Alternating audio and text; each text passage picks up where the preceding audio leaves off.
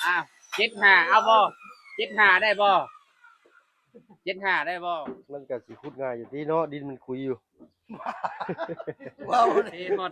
โอ้มันก็ต้องกว้างอยู่แล้วเนาะกว้างเลยออกนอกจังแม่นออกแล้วเปิ้นนั่นอีกแม่นบ่สิค่าเช่าโอเคอ่ะตามนั้นแหละชาวดิน3ทราย3ปูน3ก็บัดหลังไปเนาะอาจารย์เพิ่นแล้วเวียกแล้วงานเนาะเว้าไว้ที่ไหนเนาะเปิดคลิปเปิดภาพมาใต้ต้นกระดังงาข้างเรือนน้องดอกแค่หรือน้องจะดีหรือสาวดอกแค่พี่น้อยเนาะเอากันมากันเขตแดนกระดังงาเขตนี้น่าจะเป็นข้างบ้านน้องจะดีหลายกว่าพี่น้อยเนาะข้างสร้างเพิ่นก็มื้อนี้จักคนเด้เนาะ2 4 6คนมื้อนี้โอ้โธ่ก็แบบ4ขวดนึงพออยู่พี่น้อยเนาะถ้าอาจารย์ลาวเพิ่นดูแลให้เนาะเริ่มมุงทางหน้ามาแล้วพี่น้อยเนาะเริ่มเป็นหูเป็นหางขึ้นภาคคล้ายบานนี่เนาะเออไสน้องเจดีเพิ่นโอ้โหใช่ล่ะโอ้ยสบายดีโอ้ยเนาะเขาว่าห่มพี่มาเออเอโตเนาะใกล้แล้วบัดนี้น้องเจดีเนาะเออแม่จะไปใช้คุณบ่โอ้โตไวๆเด้อปลูกข้าวใส่พวกไก่เพิ่นว่าเนาะ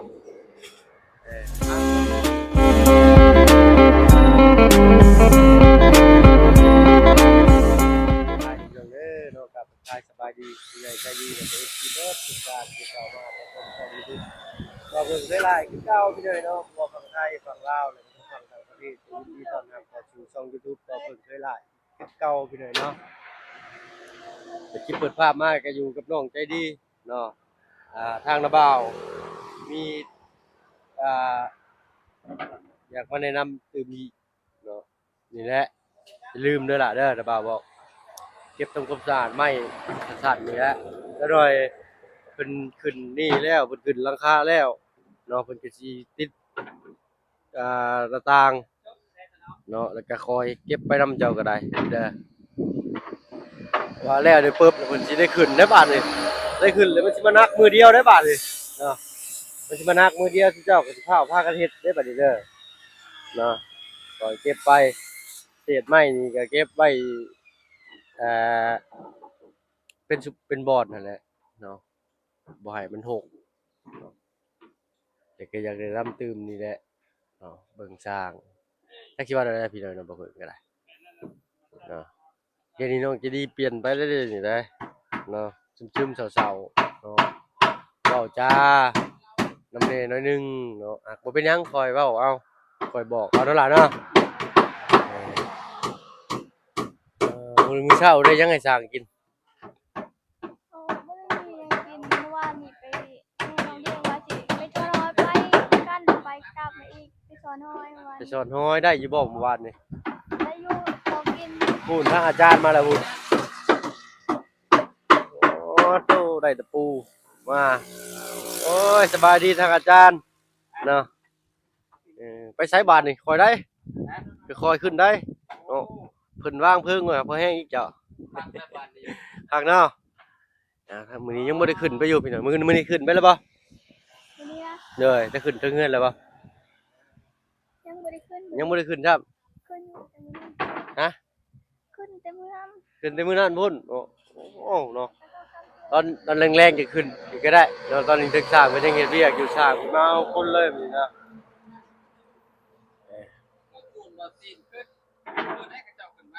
จังว่าเพิ่นอยากได้หยังไม่ใส่เส้นจะยังก็ต้องวางวงกบแล้ววงกบเพิ่นรับบ่เอากระเจ้าโตคนโตหับวงกบว่าถ้าเพิ่นยังบ่ฮู้กันบ่มื้อนี้ก็มื้ออื่นบ่จักเนาะเพราะว่าทางบ่าวตูนเพิ่นรับตอนแรกบ่เพิ่งว่าสิซื้อเข้ามาพี่น้อยแต่ทางบ่าวตูนกับแพ้อาจารย์บ่าวตูนกับบ่าวได้บ่โอ้บ่าวตูนกับบ่าวบุญเพิ่นรับวงกบเลยเนาะถ้าว่าเพิ่นตอนแรกว่าสิมารับเอาวงกบมาก่อนพี่น้อยเนาะแต่ทางทีมงานเพิ่นรับแล้วก็เลยเอาไว้ก่อนเนาะเอาไว้เด้นี่กองตลาด เด้อเด้อ เจ็บพื้นพี่น้องเพิ่น ยังแต่พื้นเด้อเนาะ เห็น FC ว่าอันน่ะว่าเทพื้นให้น้อง เด้อเทพื้นเพิ่นมีคอมเมนต์มาอยู่พี่น้อยเนาะว่าอ่าปรับหน้าดินลงแล้วก็เต็งเทพี่น้อยเนาะ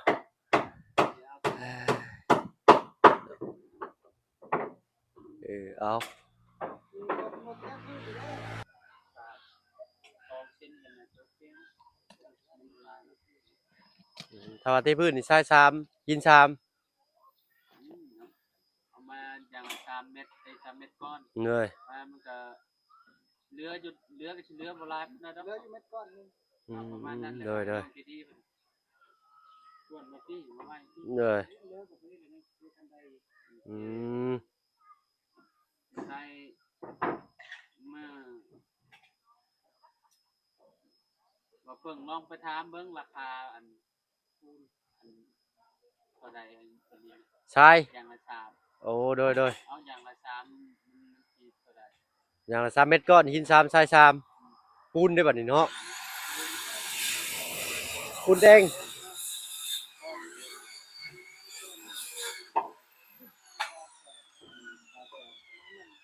ราคามัน เด้อปูนซาว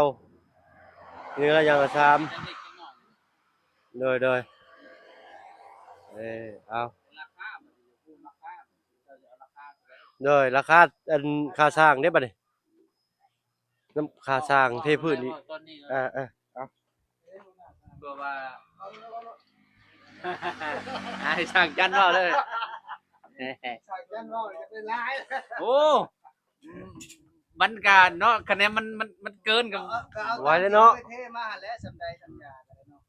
มันหลายกับบ่มีเงินจ้างแล้วมันหลายเนาะ สร้างแหล่เคยเท่แต่ละก่อนอะไร สั่งแลแล้วเทตอนนั้นเท่าใดสั่งแลตอนจะเทเคลื่อนประตู7 ปีฮะ 10 ล้านอะไร11,000บ่ แม่นต้องหมื่นอยู่แล้ว10,000 บาท7ล้าน10,000 บาท ฮะ ฮะ อ้าว ล้านนึง พอนำ8ล้านแทนที่อัน เดี๋ยวที่จะลดเนาะ แทนที่สิลดทีมงานนึงต่อเพิ่มอีก เที่ยวไปเที่ยวมา เอาได้ งานลาย โอ้ยเนาะ ทีแล้วเอาเทฮอด โอ้ถ้าว่า8ล้านนี่สิให้เพิ่นห้องเช้าขึ้นไปขุดตรงอีกหน่อยนึง บอกก็ต้องปรับอยู่แล้ว ลงดิ โอ้โดย อะไรคุณกินเลยกับประมาณ โดย ประมาณ7เนาะ แล้ว 75เอาบ่75ได้บ่75ได้บ่ ต่อกับต่อ โอ้จักลังเลยเนาะอาจารย์ บัดเทื่อหน้าเทื่อในบางทีมันมีงานอีก ก็ อ่ะ สิได้เอิ้นใช้อีกดิ ใส่เจ้าคือเก่าหั่นแหล้วคือว่านั่นแหละ1คนเอาคน 6คนก็ไล่เท่านั้น โอ้มือเดียวนะเท พุทธนะปั๊บเลยนะ ปรับก็สิบ่หลายปานใดติ เพลงแล้วเพลงตีนะคนไหน อืม ปั๊บเพียงตีน มันก็สิขุดง่ายอยู่ที่เนาะดินมันคุยอยู่ ว้าวเลย เออ ทำบ่ จะใช้น้องกินนี่ ทำบ่เพิ่ง ข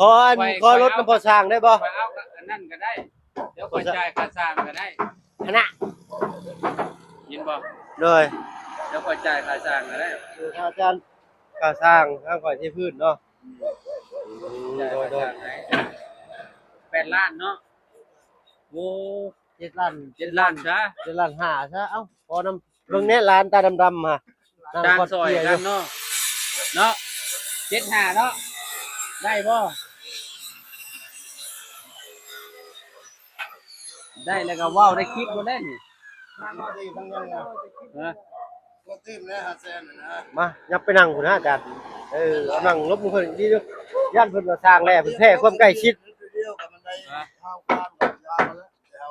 โดยไปนำกัน เทฮอดโอ้มันก็ต้องกว้างอยู่แล้วเนาะ กว้างเลยออกนอกจังเม็ดออกกับเพื่อนนั่นอีก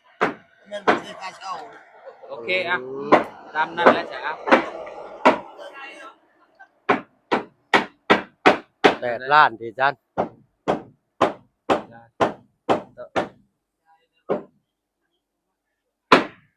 โอ้กว้างอยู่แบบเราก็เอาออกให้เบิดเลยออก อ๋อพอดีแล้ววิทย์ แถวนี่แถว เทกันเปื้อน สาย แล้ว พานี่ สำคัญเปื้อนหมดเลยเนาะ อย่างเฮาสมมุติ คันว่าสิออกฮอดพุ่นมันก็สิเป็นอีกล้านหนึงนี่เนาะ บ่บันได อันนี้บันไดอยู่มุมนี้ก็เอายับออกไปประมาณนี่แหละซ้ำตัวนี้มันนี่แหละสายคามันนี่แหละ พอดีสำบิดได้ค่าบ่ บ่วิดและ มัน เฮ็ดพอดี เฮ็ดพอดีเลยเนาะ ข้างในใส่คา เลย มันเลาะๆไปแน่มาเพิ่มให้มันเลาะๆเลย แม่น เลยเอาพอดีโดยเอาพอดีขอบเนาะ พอดี เทกันเปื้อนพี่น้อยเนาะ โอ้ดูว่าขักเลยกันเน้นเทนี่เข้าไปแล้วมันขักก็ได้สมบูรณ์แล้ว เลย ก็ตามนั้นแล้วเจ้าลองไปถามมันนั่นเบิ่งอันพวกพวกชายอัน โดย อย่างสาม ปูนซาวเนาะยิน3ทราย3ปูนซาวกะบัดหลังไปเนาะอาจารย์เพิ่นแล้วเวียกแล้วงานหมดเลยเนาะ แม่นเว้าไว้แล้วก็อันนั้นมันฮ้อนมือมันก็ลงมือเฮ็ดเลย โดย เครื่องมือมาเลยมันก็บ่ยากได้ก็แนมอุปกรณ์มาแล้วอันนี้ เล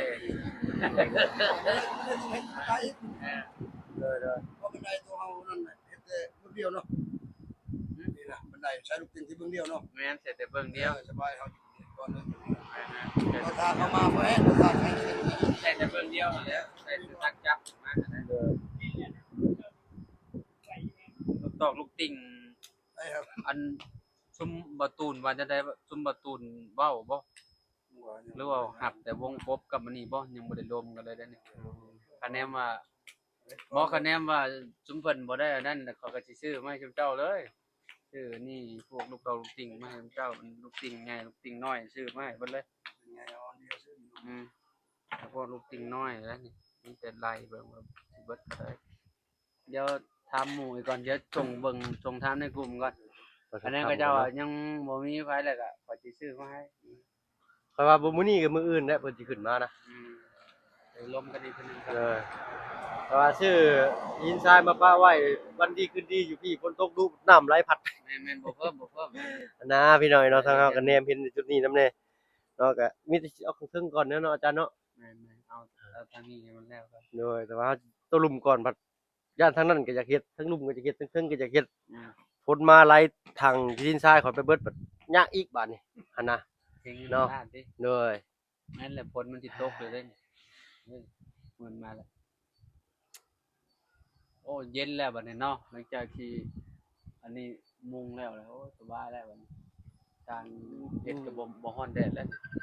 นอนนิ่งก็ได้ ครับพี่น้อยเนาะก็ประมาณนั้นค่าสร้าง8ล้านเนาะ 7 ล้านเนาะอันนี้ ห้อย8ล้านเดี๋ยวเบิ่งปูนหินทรายปูนอีกเนาะสิพออยู่บ่ครับแล้วมาเพิ่น6ล้านลองเบิ่งพี่น้อยเนาะโอ้จะได้ก็พอ เลยเนาะก็ขาดเหลืออีกหน่อยหนึงก็ต้องคิดต่อกี้เอาแหละเนาะอาจารย์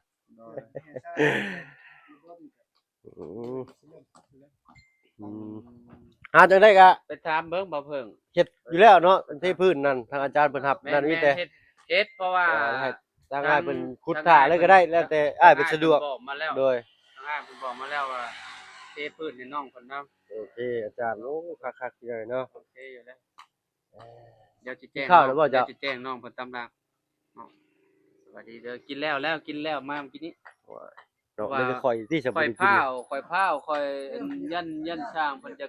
อันยิงอันนั้นยิงขอบข้างมันน่ะนะ เดี๋ยวเอาตะปูมาให้ก่อน ก็เลยเอาอันนี้มาให้ ตะปูตัวนี้เพิ่นบ่พอบ่หรือว่าคนละแบบกัน อ๋ออันนี้น็อตเด้น็อตเด้น็อตจับข้างมันเด้ โอ้บ้านน้องเพิ่นนี่ถือว่า อุปกรณ์นี่เกรดดีเกรด A เลยนะเนาะอาจารย์เนาะ โอ้ มี เรียบร้อยแล้วแหละ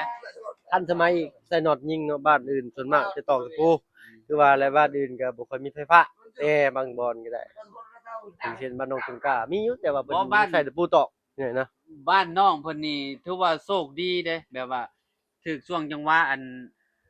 เฮาดึงไฟมาพอดีเด้ โดย ดึง บ่ ไฟ สั้น มา เล เข้าย เงินน้องจริงๆเด้ ยากอีกทางที่ได้ใส่มือตอกเอา ตอนนี้มันนั่นพวกอันนี้คือกันนี่ที่จะกบจังได๋นี่ แม่นแหละ เจ้าต้องมีพวกเครื่องปั่นไฟอีกราคาก็สิสูงอีกเด้จากที่ว่า30ล้านนี่ห้วย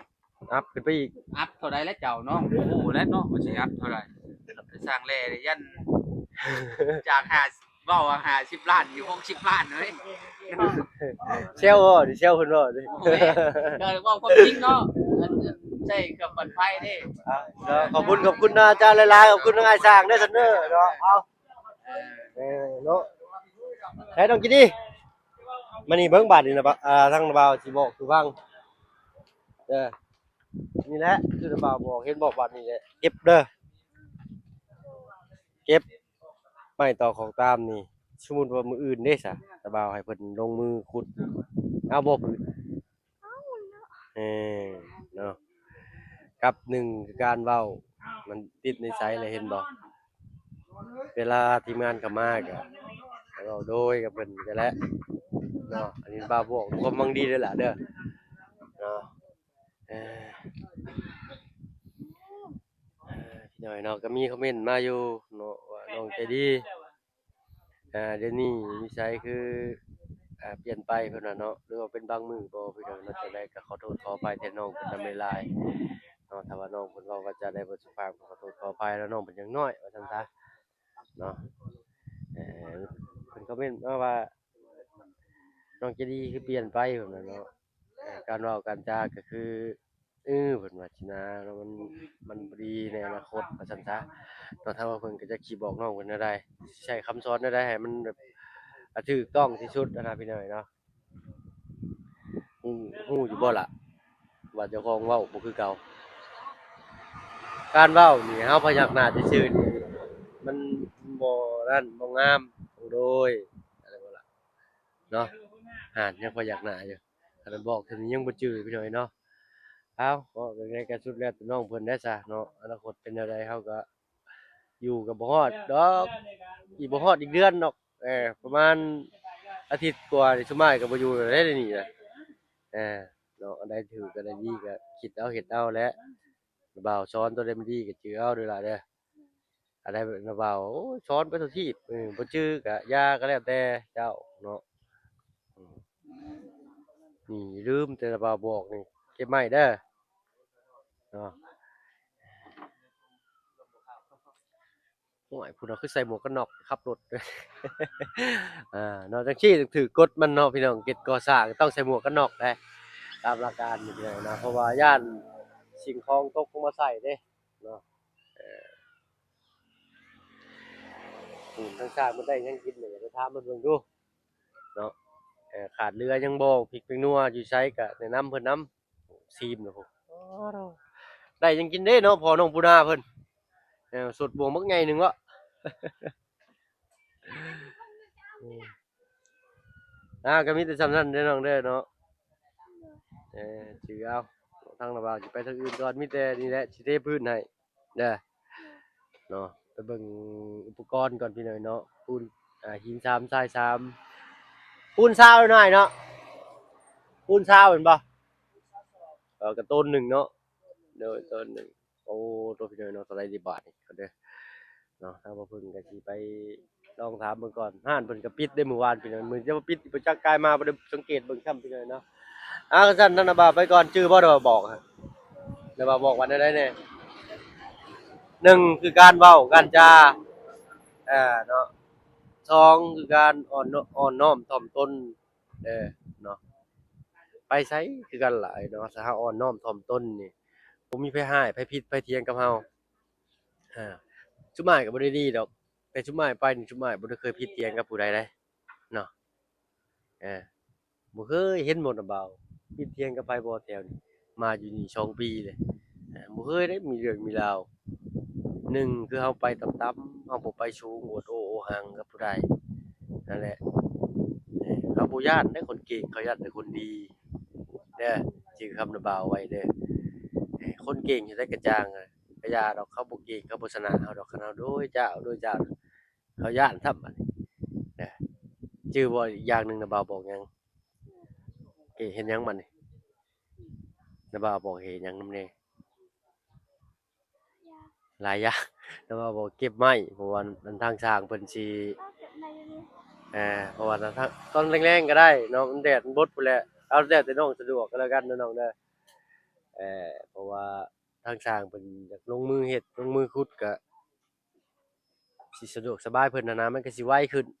เด้อเพราะว่าช่วงนี้มันหน้าฝนยันฝนตกใส่อ้าวไปแล้วทางน้าบ่าวสวัสดีจ้าเนาะอ้าวขอเป็นเข้าไปพี่น้อยเนาะถ้ามาเพิ่นก็